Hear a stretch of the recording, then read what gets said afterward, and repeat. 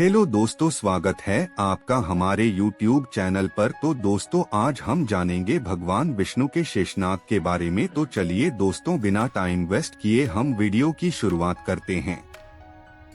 Number 1, भगवान विष्णु शेषनाग पर क्यों सोते हैं? भगवान की इस चित्र में क्षीर सागर को सुख का प्रतीक बताया गया है और शेषनाग को काल यानी सुख का प्रतीक माना गया है। ऐसे में नारायण का ये स्वरूप काल, दुख, विपत्तियों और भय से मुक्त होकर सभी परिस्थिति में एक सा रहने की प्रेरणा देता है। नंबर 2, शेषनाग या अधिशेष ऋषि कश्यप और कद्रु के सबसे बड़े पुत्र हैं। वह नागराज भी थे, परंतु ये राजपाट छोड़कर विष्णु की सेवा में लग गए क्योंकि उनकी माता कद्रु ने अरुण और गरुड़ की माता तथा अपनी बहन और उनकी विमाता विंता के साथ छल किया था। वह विष्णु भगवान के परम भक्त हैं और उनको शैया के रूप में आराम देते हैं। नंबर 3, वासुकी नाग और शेषनाग कौन है? वासुकी को शेषनाग का भाई माना गया है। शिव जी द्वारा गले में धारण किए नाग का नाम वासुकी है। समुद्र मंथन के दौरान रस्सी की जगह वासुकी को ही मेरु पर्वत पर बांधकर समुद्र मंथन किया गया था। कहते हैं कि जब वासुदेव श्री कृष्ण को टोकरी में रखकर यमुना नदी पार कर रहे थे, तब भयंकर बरसात से वासुकी ने ही श्री कृष्ण की रक्षा की थी। नंबर 4, शेषनाग के नीचे क्या है? शेषनाग के पृथ्वी के नीचे जाते ही अर्थात जल लोक में जाते ही उनके स्थान पर उनके छोटे भाई वासुकी का राज्य तिलक कर दिया गया।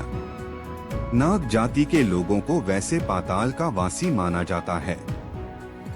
धरती पर ही 7 पातालों का वर्णन पुराणों में मिलता है। ये 7 पाताल है: अतल, वितल, सुतल, तलातल, महातल, रसातल और पाताल। नंबर 5, शेषनाग की कितनी बीवी है? नागलक्ष्मी को भगवान शेषनाग की पत्नी कहा जाता है। त्रेतायुग के भीतर शेषनाग भगवान लक्ष्मण थे। उनकी एक पत्नी थी जिसका नाम उर्मिला था, जो सीता की करीबी थी और उनकी छोटी बहन थी। नंबर 6, शेषनाग के कितने सिर थे? तस्वीरों में भगवान विष्णु हमेशा शेषनाग के साथ नजर आते हैं। यह रहस्यमय 5 सिर वाला सांप भगवान विष्णु के सिर के ऊपर अपने दांत खोले खड़ा है।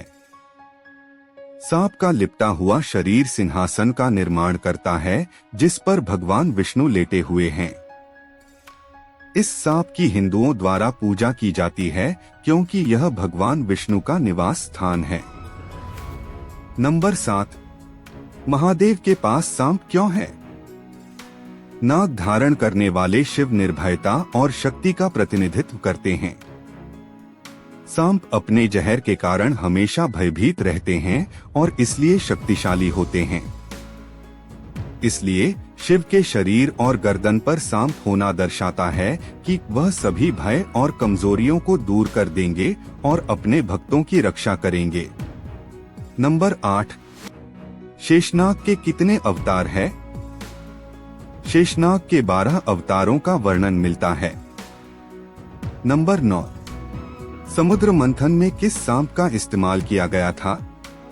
वासुकी नाग को आगे पीछे खींचा जाता है और वे समुद्र मंथन करने लगते हैं। वासुकी के मुंह से जहर निकलने लगता है और इससे देवता और राक्षस दोनों भयभीत हो जाते हैं क्योंकि यह ब्रह्मांड को नष्ट करने के लिए काफी घातक था। देवता सुरक्षा के लिए भगवान शिव के पास पहुँचे और उन्होंने ब्रह्मांड को बचाने के लिए इस जहर का सेवन कर लिया। नंबर 10, सांप किसका अवतार है? सांपों में सबसे श्रेष्ठ शेषनाग को माना जाता है। शेषनाग को अनंतनाग के नाम से भी जाना जाता है। पौराणिक शास्त्रों के अनुसार शेषनाग के फन पर ही हमारी पृथ्वी टिकी हुई है। भगवान शिव अपने गले में नाग धारण करते हैं, इसलिए सांपों को पूजनीय माना गया है। दोस्तों, ऐसी ही जानकारी के लिए हमारे YouTube चैनल को सब्सक्राइब करें। धन्यवाद।